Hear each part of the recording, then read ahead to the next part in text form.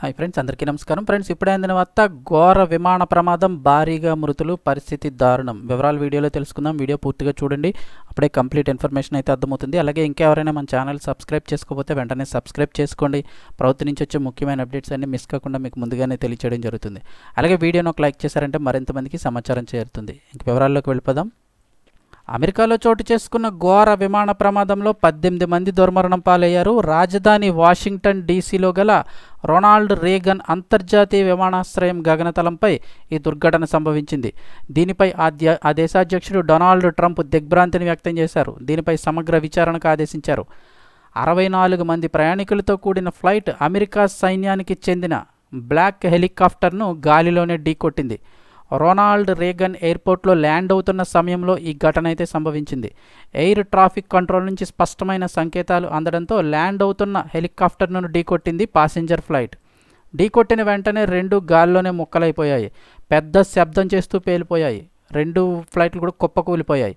విమానం, హెలికాప్టర్ శకలాలు ఎక్కడికక్కడ ఎగిరిపడ్డాయి. పొటోమాక్ రివర్లో చెల్లా చెదురుగా పడ్డాయి. సమాచారం అందిన వెంటనే రెస్క్యూ బృందాలు రంగంలోకి దిగాయి. యుద్ధ ప్రాతిపదికన సహాయక చర్యలు చేపట్టాయి.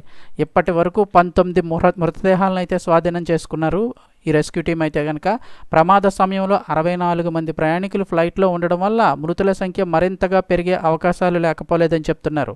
హెలికాప్టర్లో 3 సిబ్బంది ఉన్నారు. వాళ్ళ పరిస్థితి ఏమిటనేది ఇంకా తెలియరావట్లేదు. ఈ ఘటన పట్ల దేశ అధ్యక్షుడు డొనాల్డ్ ట్రంప్ తీవ్ర దిగ్భ్రాంతిని వ్యక్తం చేశారు. దీనిపై సమగ్ర విచారణకు ఆదేశించారు.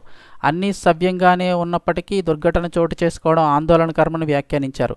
హెలికాప్టర్ దిశ తప్పడం వల్ల ఈ ప్రమాదం జరిగిందని తేల్చి చెప్పారు.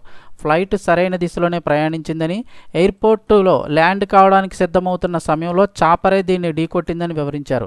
హెలికాప్టర్ తన దిశ మార్చుకున్నట్లు స్పష్టంగా కనిపించిందని, దారి తప్పడం వల్ల నేరుగా విమానాన్ని ఢీకొట్టిందని పేర్కొన్నారు. ఆకాశంలో మేఘాలు కూడా అడ్డుగా లేవని, ఫ్లైట్ లైట్లు వెలుగుతున్నప్పటికీ హెలికాప్టర్ నేరుగా దాన్ని ఢీకొట్టడం సందేహాలను రేకెత్తిస్తోందని పేర్కొన్నారు. పాసింజర్ ఫ్లైట్ ఉందనే విషయాన్ని కంట్రోల్ టవర్ ఎదురుగా ముందుగానే చాపర్ సిబ్బందిని అప్రమత్తం చేయలేదనే ప్రశ్నలు లేవనెత్తారు.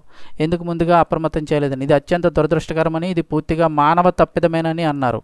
నాట్ గుడ్ అంటూ వ్యాఖ్యానించారు ట్రంప్.